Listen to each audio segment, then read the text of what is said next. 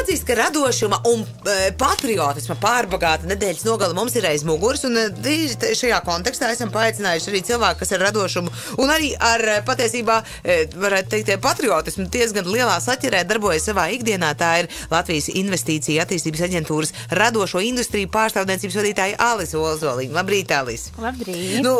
Ir tā, ka tiešām aizdītajā nedēļas nogalē Tautu meitas Eirovīzijā pārstāvēja Latviju, vai ne? Un mēs visi, tad, kad mums iet labi, tad jau mēs vienmēr sakām, mūsējiem uzvara. Un tā, ka mums iet slikti, tad mēs sakām, viņiem nesanāca. Man ir Oskars par animācijas filmu Straume. Jā, mums ar tevi.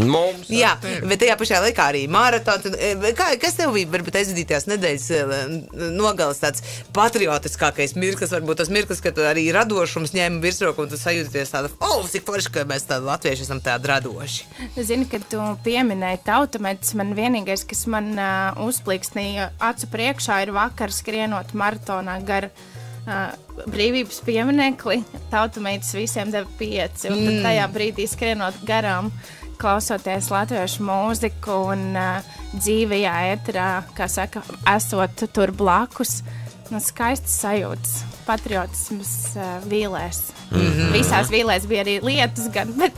Jā, bija. Jā, bet sajūtas patiešām foršas. Un noteikti tas turpmākajā darbā arī dod tādu, zinām, atspērienu un iedvesmu, vai ne? Jo, kā tu teiktu, kā vispār jums ir strādājot ar saviem projektiem Latvijas Investīciju un attīstības aģentūrā, jums vairāk tāds maratons, tā visa būšana, tie projekti, tas kā tas viss sākas un turpinās, vai arī tā jūsu atbildība ir tāds drīzāk sprints, sagādājam naudu, piešķiram finansējumu un šķiramies kā draugi, gaidam labus rezultātus.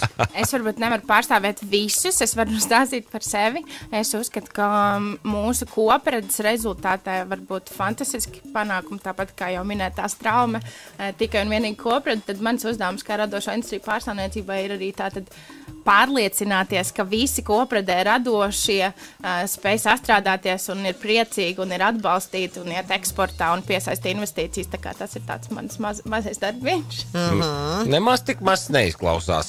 Ārvalstu filmu un dišu pasākumu programmā atbalstam kvalificēs 12 projektu un investīcijas pārsniedz 40 miljonus eiro. Iespaidīgi. Kā vispār notiek šite kaut kāda pieteikšanās? Kur jūs kā saprotat, ka šeit kaut kas varētu sanākt? Jo es saprotu, ka jūs braucat, piemēram, uz Berlīni, ja? Vai kino industrijas, restīvi uz Berlīnas un Cannes kino festivāliem, un tur kaut ko daraties un meklēt viens otru. Kā tās filmas vispār izvēlās, piemēram, Rīgā varētu kaut ko izdarīt? Tātad teikšu tā, ka no savas puses mans uzdevums ir tikties ar uzņēmumiem un saprast, kas ir vajadzīgs no viņa puses. Tad no manas puses es tās filmas neizvēlos. Tie ir eksperti, kas vienmēr projektus izskata, un tad projektam tātad varam pieteikties, aizpildot tur daudz dažādas formas, un, protams, mēģinam arī šos procesus padarīt vienkāršākus. Bet kā tas notiek realitātē, tātad tiekam piesakamies, pēc tam tos izskata un tad arī skatāmies. Un tāpat arī gribu pieminēt, ka arī šobrīd bija iesniegti 14 filmu projekti, bet kvalificējās 10, ko tas nozīmē, tātad izpildīja projektus programmas kritērijus, atvainojies. Un kā tas realitātē notiek, ir tātad kritēriji, kuri šobrīd arī jau atkal tiek izskatīti grozījumos, ministrs kabineta noteikumos. Gribēju izmantot iespēju uzrunāt savus radošos un radošo industriju pārstāvjus. Lūdzu, iesaistieties un komentējiet, lai mēs varam turpināt, arī turpmāk atbalstīt jūs vēl labāk un veiksmīgāk, jo tas ir tiešām ļoti svarīgi arī no manas puses. Tas ir viens no iemesliem, kāpēc esmu šodien šeit, jo lūdzu, radošie, nākiet, aiciniet ciemos, runājam, lai varam atbalstīt jūs vēl labāk. Jā, mēs jau parasti dzirdam vai nu milzīgus panākumus, vai arī tādu gaušanošu un čīkstēšanu, ka iespēja pie mums realizēties nav. Iespējas ir. Vai ne? Viņas vienmēr ir un viņas vienmēr būs, bet noteikti, kā arī satiekot uzņēmumus, var jums teikt, viņas ir jāmeklē un tad arī atbalsts būs. Nu, kā mēs vispār izskatāmies? Kā šobrīd izskatās tas mūsu paveiktais? Jo kaut kur vakardien manīju sarunu ar Kristīnu Stjorti. Jā, par to Kristēnu Stjorti, par to Latvijā uzņemto filmu, un ka pie mums ir filmēts, un tad, ņemot vairāk angļu valodu diezgan klibo, tad precīzi nepateikšu, bet katrā gadījumā Latvijas vārds izskan kino industrijas aspektā. Un kā vispār mums ar to veicas?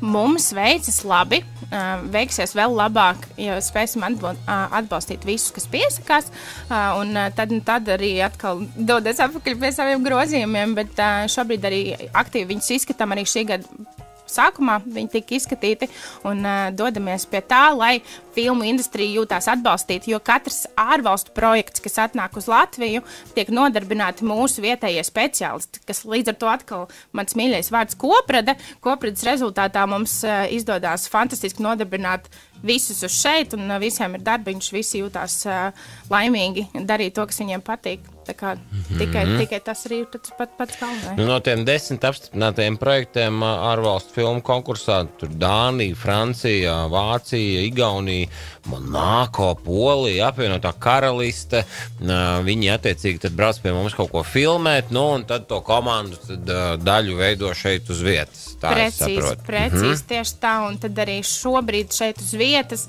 tiek nodarbināti visi, ka pat no Sinavēlas Andrejs man stāstīja, ka glazno sienas, lai viņas izskatās, ka viņas ir jau lietotas. Tātad speciālists ir pārāk šeit. Pārāk svaigas mums viņas ir.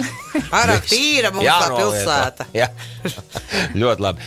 Vai mēs varam nedaudz par naudu parunāties? Varam. Jo, protams, ka iedzīvotājs mēdz satraukt šīs lietas, kad mēs piešķiram naudu, kas pēc tam ar to viss notiek, un mēs nevienmēr to kobildi redzam, mēs nevienmēr saprotam, ka tā nauda jau nāk atpakaļ.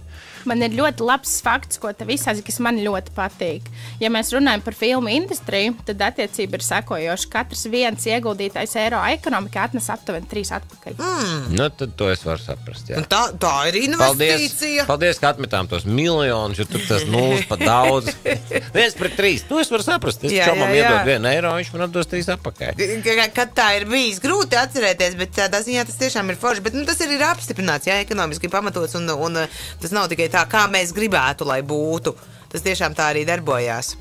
Zin kā, ja es varu minēt datus līdz šim brīdim, tad, attiecībā pret 5,28 miljoniem, piedodiet, mēs tos miljonus tomēr pieminam, tad attiecībā pret 5,28 jau samaksāti ir 5,67 miljoni, kas tad arī apstiprina to secinājumu, ka radītā programma veido fiskāli pozitīvu ietekmi uz Latvijas ekonomiku. Jā, droši vien, ka radošo industriju pārstāvjiem arī ārkārtīgs prieks, ka tie ārzemnieki nāk pie mums, jo ne tikai viņi ir ekonomikas silta, bet tajā pašā laikā mums ir iespēja mācīties arī no tiem, mazliet tāda kā sadarbība, tā kā tāds šis Erasmus, maz vai ne? Kad tu aizbrauc uz ārzemē pamācīties, bet šajā gadījumā profesionāļi atbrauc pastrādāt te, un mēs redzam, kā tas darbojās, kas notiek laukumā, kas notiek tur ar grimēšanu. Visi attiecīgi mākslas departaments var mācīties no profesionāļiem. Zini kā, man jau piedod, es gribu tomēr pieminēt, ka ne tikai mēs mācāmies no viņiem, viņi ļoti daudz no mums mācās. Es būtu to pašteicis. Jo es zinu, kā pārstāvot radošās industrijas Latvijā, godam tiešām radoši, spējīgi, spoži, varoši. Gaisma, skaņa, viss set, productions, nevar iztikt bez šiem vārdiem. Tur turēt rūpi par to ārprātu, kas tur notiek. Reizē viņiem taču laiks, viņi visu laiku svilst muguras, viņi nedrīkst neko tur nokavēt. Tad vēl, ja iesaistīts kaut kāda superzvaigznes, tad vispār ir. Jā. Kur viņš ir? Viņam bija jābūt pirms 3 stundām. Kā viņš būs, viņš to var atļauties. Tas tik interesanti. Tas ir forši. Un tas pats jau ar Andri Keišu.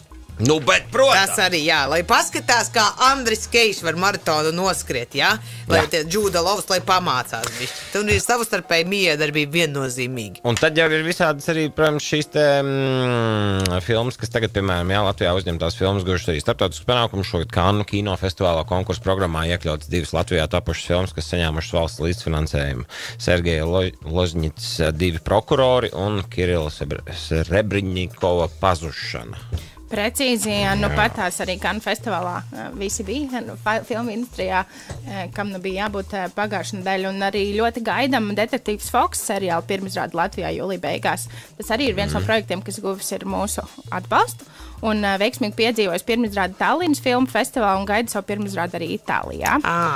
Un gribēju arī pačukstēt, šis gan tāds liels, skaists projekts nākotnē, bet plānojās mums arī filmu paviljonu izveida Latvijā. To tad varam arī parunāt vēl kādu nākamā. Tu tikko pačukstēji to ļoti daudziem tūkstošiem klausītāju. Jā, bet tā radošās industrijas tieši tāds arī ir mans skatījums. Jāatbalsta. Jā. Es esmu par to, lai radošā industrija zeļ un plaukst. Un būs mums paviljons. Ļoti labi. Kas tev pašai, Alise, kas ir tas, kas tev sagādā vislielāko gandarījumu savā darbā? Nu, jau mans mīļākais vārds koprade. Kopā radīšana, kopā darīšana, tas, ka tas viss realizējās kaut kā tādā, absolūti neiedomājumā, sākumā pat varbūt necerētā. Zini, man patīk, ka nevis tikai man izstāsta, bet arī es dzirdu, un es pēc tam ar šo informāciju kaut ko reāli arī varu darīt. Un tad, protams, liels gandarījums, ka visi jūtās nevis tikai dzirdēt, bet arī uzklausīti un apmīļot. Un tas arī ir tas mans galvenais darba pienākums - turēt rūpi par šīm radošajām industrijām.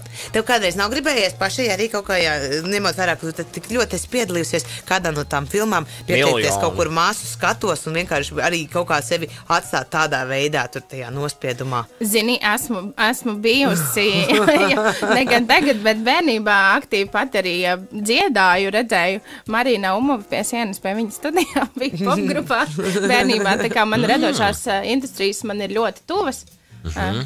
Man tuvie stāsta, ka esmu ļoti radoša. To es vēl mācos par sevi pieņemt, bet, laikam tas tāpēc, ka man ļoti dabīgi sanāk, un es to par sevi tā neredzu. Jā, nemanam varbūt tā. Jā, ka citi pasaka, tad varam novērtēt. Bet mēs arī, Alise, sakam lielu paldies par to, ka tu atnāci pastāstīt par to, kā tad radošās industrijas darbojās te mums sevišķi Latvijas Investīciju attīstības aģentūrā, lai piesaistītu gan profesionāļus, kas ir gatavi strādāt kopā ar mūsu profesionāļiem, gan to finansējumu realizētu dažādos šajos projektos un novēlēsim, lai radoši un emocionāli gandarījumu nesoši projekti tev turpmāk. Paldies, Lējās, jums tāpat. Sveiciens arī plašajai komandai, lai kolosāls filmas top un lai tas 1-3 turās un tik uz augšu. Paldies! Paldies! Old winding road